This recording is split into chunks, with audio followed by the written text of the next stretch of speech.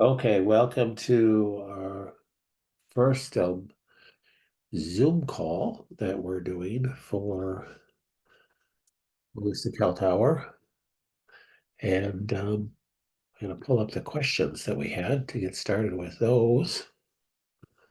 Had quite a few come in, so let's get started.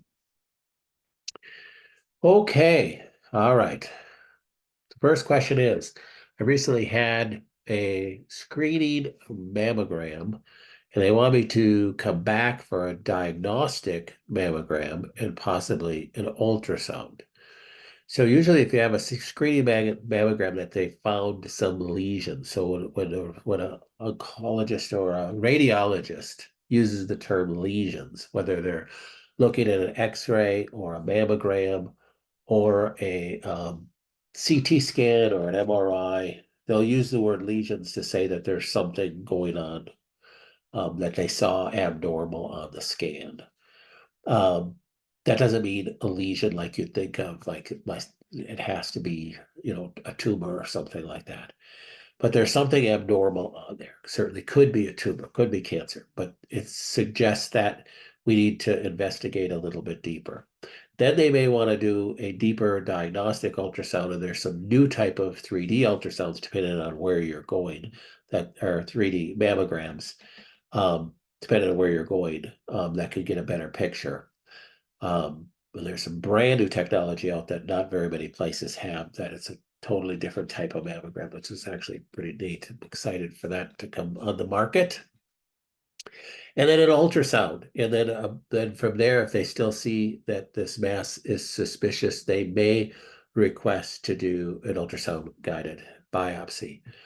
So that's kind of the progression with breast issues. Um, and that's fairly normal. Now, if you ultimately do want to find out whether it's a cyst or it's a cancer, you have to get a biopsy. So the only way to know that you absolutely know whether it's cancer or not is to get a pathology report. You can only do that through biopsy. From a medical legal standpoint, you have to have a biopsy in order to have a diagnosis. So in order to have a cancer diagnosis, it has to be done via a pathology report, via a biopsy. Now, this person goes on to ask about whether they can do a thermography. Is that helpful? So thermography is very helpful to see if there is metabolic activity, because thermography is going to pick up heat, and you're going to have an increased amount of heat if there's an increase in metabolic activity. So that can be very helpful. But thermography is not going to be diagnostic of cancer, nor is it diagnostic that there's not cancer if the thermography is within normal limits. So a thermography is a screening tool. And you have to understand that. So you wouldn't say, okay, I don't want to do a biopsy. Can I just do thermography? No. If you're pre um, mammography and you said, I don't want to do a mammography, I want to just do thermography, then I would say, yeah, you can make those kind of decisions, those healthcare decisions. You don't want to do mammographies because they are radiation, and use thermography as your screening tool. And then from that screening tool, go and do more comprehensive diagnostic tests like ultrasounds and or further on with biopsies if the thermography was positive. All right. Hi, Dr. Connors. I was wondering, what is the best protocol for parasites? I have all the symptoms. I feel very out of whack as well. So, um, first of all, you want to test. So, uh, you want to do some sort of diagnostic. So, if you have all the symptoms of parasites, um, a lot of symptoms that would be listed on a website as these are symptoms of parasites can be symptoms of other things as well. So I wouldn't trust that. Now, if you did pass a parasite and you know that you know that you know that's a parasite, a lot of times people say, I pass these things, I know they're parasites. And if they take a picture of them or they bring them into a lab, they're not parasites. So you could pass things in your stool that look parasitic in nature, but they're not parasites. Can be something you ate, can be, other things that you digested improperly. Maybe you have improper digestion of things. So you want to get a diagnostic test. Now, there are comprehensive stool sample tests. We have that in our Rupa lab. So if you're a member of one of our courses, you could order a comprehensive stool sample test. That's the most comprehensive, hence the name, test to test for parasites in your stools. Now, you can have parasites elsewhere. Don't always have intestinal parasites. You can have liver flukes. You can have parasites that go systemic. Then it's more difficult to test for those things. Doing a cheek swab type, kinesiology type test is probably a more appropriate test for those things. However, there really isn't any big harm or foul to treat as if you have parasites. I'm assuming, you're making your own healthcare decisions here. Do I have to go and spend the money on the test? Can't I just treat that instead? Well, you certainly can. Um, the product that we recommend is the product that we private labeled. And prior to us private labeling it, we recommended that product all the time for a long time, probably a decade. That's our product that we private label as Para Clear, hence parasite clearing parasites. It comes in a large bottle. I think there's 240 capsules per bottle or something like that. Um, and you dose it based upon your weight. So if you have a child that's maybe 6 years old and only weighs, 50 pounds, you'd only maybe give them one a day. If you have an adult that weighs 150 pounds, you maybe take three a day. Or if you feel like you want to just cleanse yourself out as an adult, you could take more. I've had people take up to 9 to 12 a day, but for a very short period of time, and then they drop it down just to kind of cleanse themselves, especially if they just got some sort of food poisoning or something like that.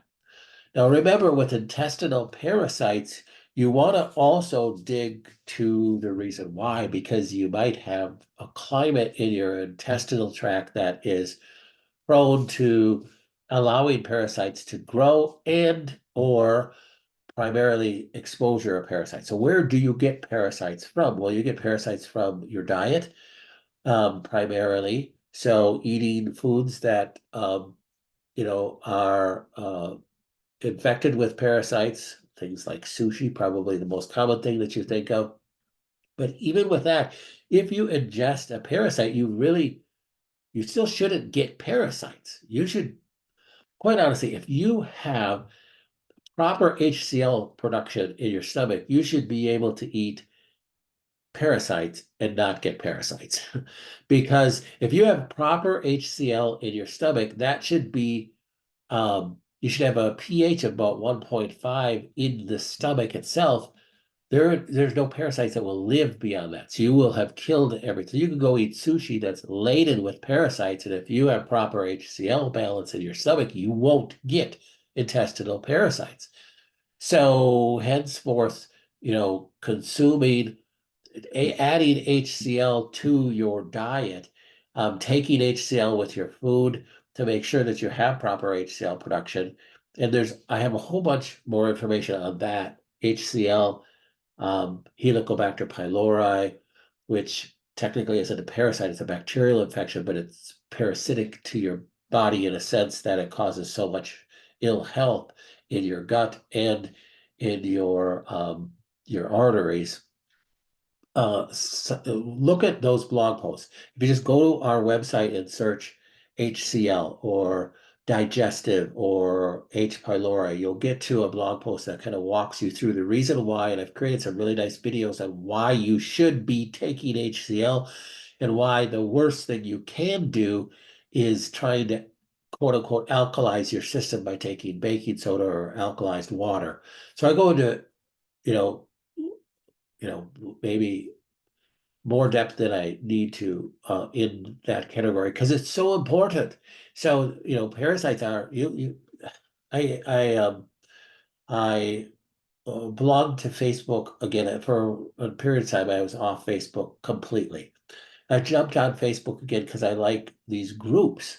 I'm in a canning group and a soup group and a gardening group and some of these things that I like. And um, but I do come across the feed, and there's a lot of misinformation in the feed, which I'm astonished. These are practicing natural doctors or practicing natural people, naturopathic chiropractors or something, sometimes giving very wrong advice. And one of the most um, ill-advised things out there is about alkalizing your body by drinking alkalized water, using baking soda in, adding that to water, drinking that, things like that to alkalize your urine and alkalize your saliva, and then selling pH strips to test your urine and test your saliva. I have some blog posts that are more information on that. But if you want to get parasites, then do that. I mean, by all means, follow their advice if you like parasites, um, because that's how you're going to get parasites. If you alkalize your stomach, if you raise the pH of your stomach beyond a highly acidic environment, meaning once your pH of your stomach gets to 2.0, 2.5, 3.0, that's still acidic, but the more alkaline it becomes, the more of an environment that you've created to get parasites, because there are parasitic spores, probably even on organic food and vegetables, and you're going to end up with parasites if you have an alkaline environment in your stomach. So you need a very acidic stomach in order to protect yourself from parasitic infection. But if you think you have parasites, number one, look at the environment. Make sure that you are taking HCl Zyme or our product. That HCl Zyme is one of our products, but one of the products that I like best is our private label Clear Digest, because it not only has HCl, but it also has digestive enzymes. Plus, it has bile support, which a lot of people need. So anybody over 35 needs bile support. Um, and uh, just to help support your gallbladder and your phase 4 detoxification pathways. So taking Clear Digest 2 or 3 or more per meal is going to help alkalize your stomach, help you with digestion, help prevent parasitic infection, help with bile support and bile secretions for fat digestion. Um, and help with that environment. Taking some probiotics can help with the environment of your gut. And certainly using a product like ParaClear can be good to help bring that to balance. I would suggest that even when you're taking a parasite killing protocol of any kind, most of them have Th1 stimulator. So you should know if you have an autoimmune disorder or not. Because if you have an autoimmune disorder, you have to be careful on how long you take those Th1 stimulants, because it can actually make your autoimmune disease worse. So, and one of the ways you know is if you take Th1 stimulants in like parasite products, um, because they're going to have garlic in them, they're going to have oregano oil, they're going to have things that are going to be an immune stimulant. Or if you take vitamin C and things like that, and you feel worse when you take it, that's maybe not worse with your gut. Maybe it's going to actually help your gut, but it's going to flare your joints, your joint pain, or it's going to flare your exhaustion because of maybe you have antibodies to the thyroid. So you're going to have more fatigue.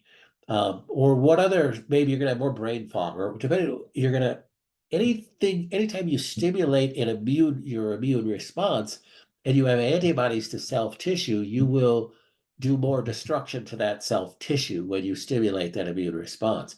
So that is without doing an antibody test, like a Cyrex Array 5 or Array 7X test.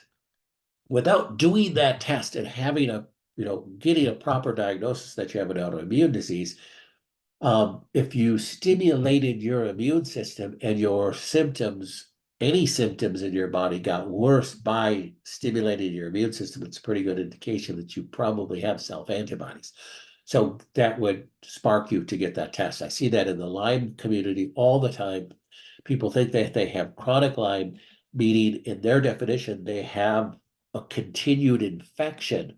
So they still have an acute infection 5 years post-exposure to Borrelia bacteria, and they are constantly in the killing mode that they have to be killing this. I have this Lyme flare, I have to be killing it. So they're taking, cat's claw and vitamin C protocols and garlic protocols and all these immune stimulating protocols, and it makes things worse.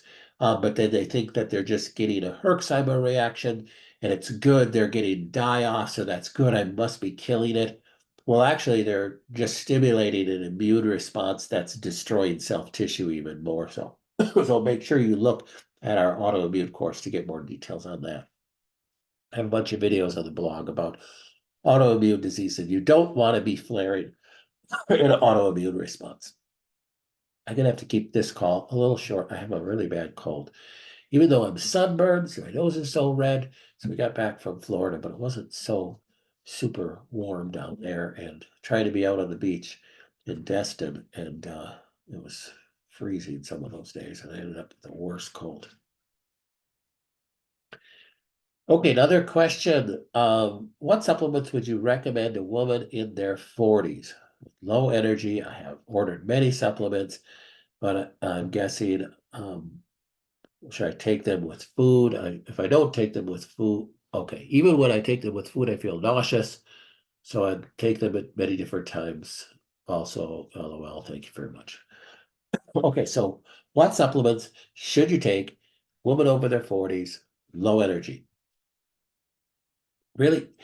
Um, so in general, what supplements should a person take when they get to be over 40? What a supplement is you're supplementing your diet. You first have to look at making sure you're getting your nutrients through your food is the best way to go. Oh, well, I can't get all my nutrients through my food. I'm busy. I'm not eating as well as I know I should be eating. Well, then taking a multiple vitamin would be a good thing to take in most people's minds. And in for a lot of people, that would be just fine. The problem is most multiple vitamins are synthetic. So they can actually do more harm than good. So I like whole food things as much as possible. So in general, taking like our Greens First product would probably be a better whole food supplement as far as getting your nutrients go. But I have to take a couple steps back to answer this question. Really, you want to figure out what's going on. So if I have low energy, you always have to get back to asking that one simple little question. Why? Why? Why do I have low energy? Is it because I have low thyroid? Do I have low energy because um, I have low adrenal glands? Do I have low energy because my pituitary gland? Do I have low energy because I have food sensitivities? Do I have low energy because I have an autoimmune issue that I'm not even addressing? Do I have low energy because I have toxicity issues, sluggish gallbladder can cause low energy? I mean, the list is literally endless. So getting some diagnostic workup to me is always best. Otherwise, you're just throwing darts at the wall. So figure out the reason why, and then you start treating that diagnosis or a subset of diagnoses to try to clear out that person to see what's best for them. So in general, if a person says, what's a good multivitamin to take? I'm really healthy, but I want to stay healthy, then I would say like a greens, whole food greens product. We have a private labeled prenatal vitamin. um, but I regret private labeling it as a prenatal because it's a whole food. It's the only whole food prenatal vitamin I think on the market. So it's a great multivitamin, but it's a whole food um, multivitamin, not just for women carrying babies. So if you're like, I can't take greens things, well, actually, I have greens in capsules also. But if you want a vitamin, that's a whole food vitamin, it would be our prenatal complete. That's our private label product. But as far as giving symptoms like I have low energy, I'm trying to figure this out, we really need to need to dig into this a little bit. So whoever asked this question, really schedule a case review with me. And then we can dig into why you have these issues. Because when you say, when I take all my vitamins, even with food, I feel nauseous. There's something going on. It could very well be as simple as just an HCl deficiency, and taking some HCl with your food might be the issue. But it could be something much more complex. You could actually have antibodies to collagen. You could have antibodies to what they make even natural supplement capsules out of. And people can feel worse when they take supplements because they have antibodies to that gelatin stuff. So you got to kind of dig into this to figure this out. Sometimes our answers aren't as easy as that. Um, all right. All right. This next question is referring to the Rife machine. I assume it says, will this machine, I think they're talking about the Rife machine, help delay or reduce the progression of Parkinson's disease? So again, even with Parkinson's disease, it's not a matter of, oh, I'm just one therapeutic tool away from making, some big difference in that. You got to dig into this. So Parkinson's disease is destruction of this part of the midbrain, way deep inside the brain, part of the archaeocortex, um, uh, that makes dopamine. So you have almost always with Parkinson's disease, you have antibodies to the substantia nigra. The substantia nigra is the name of that deep seated nucleus. That's called a nucleus, where all these nerves gather in the deep part of the brain that makes dopamine.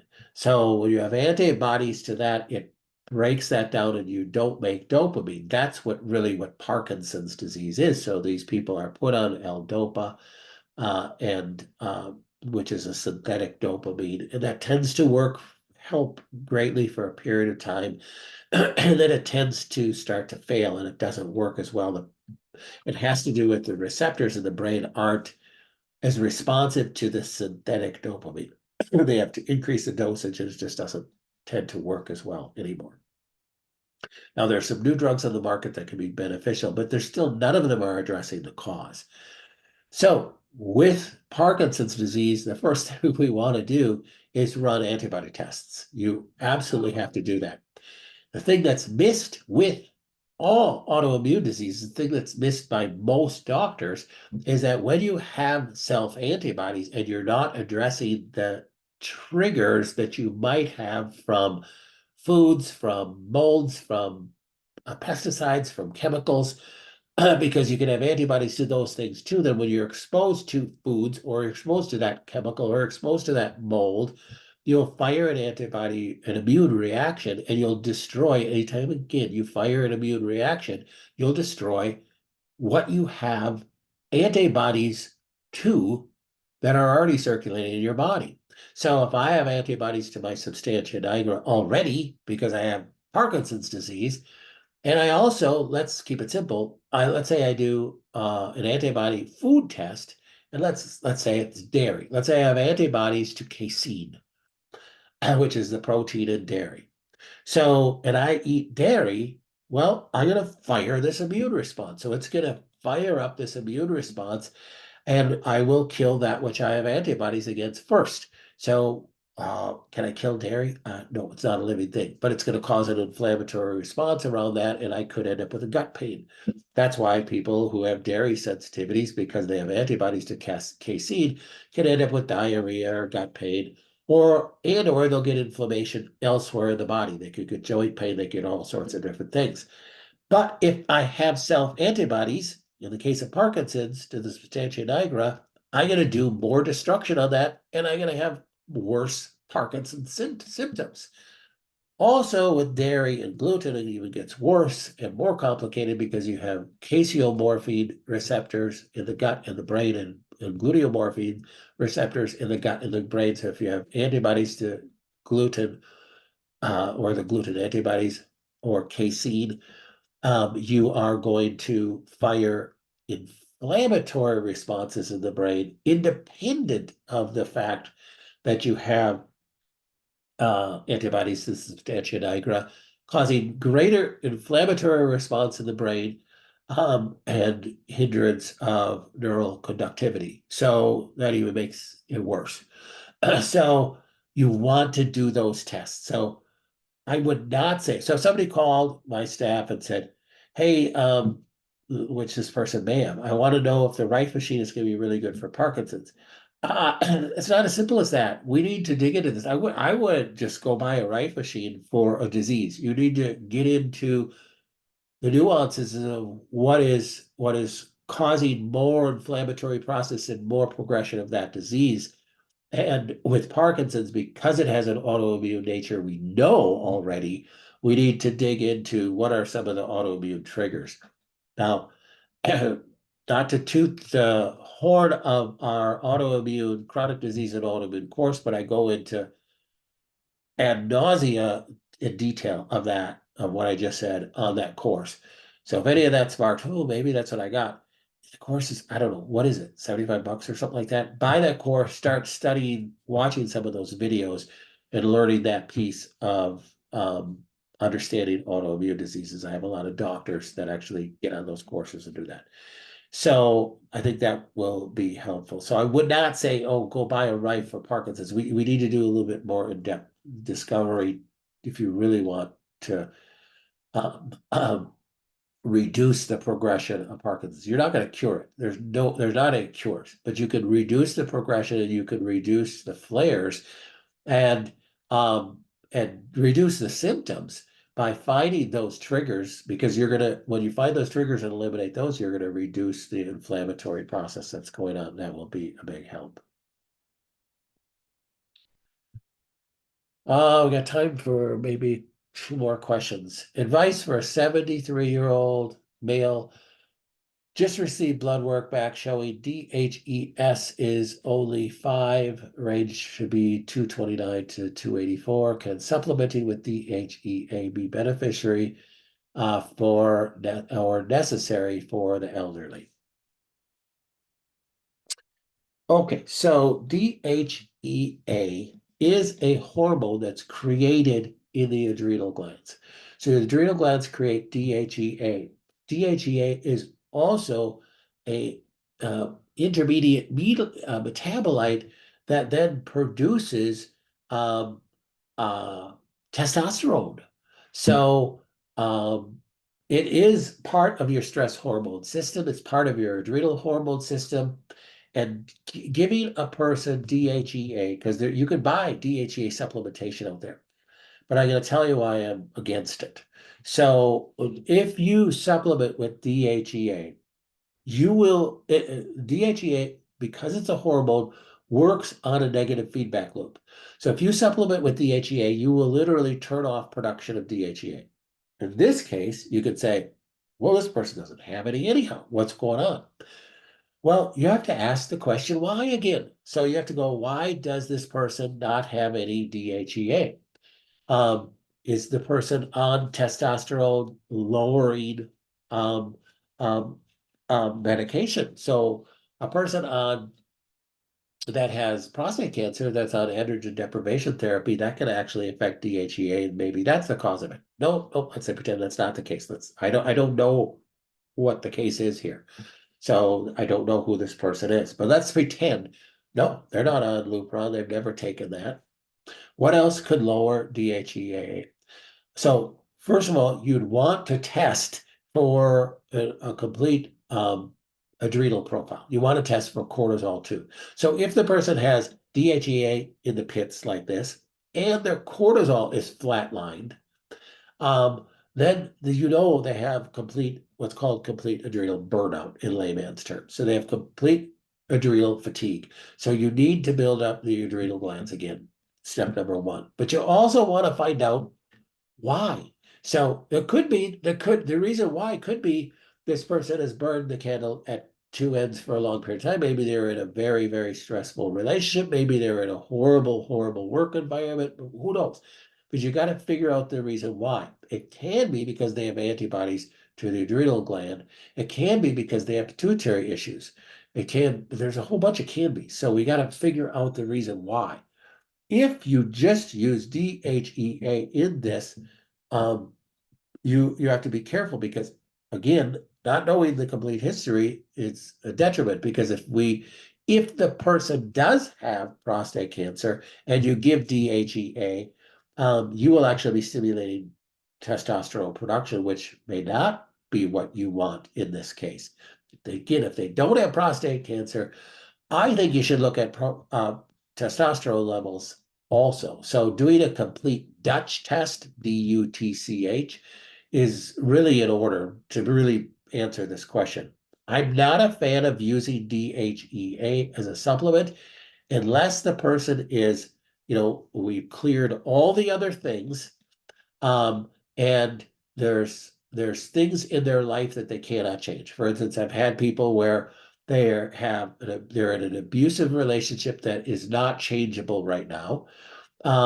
And their body is just completely burned out, and their cortisol levels are flatlined in the pit, and their DHEA is burned out like this. Then you give DHA for a short period of time just to get them over the hump.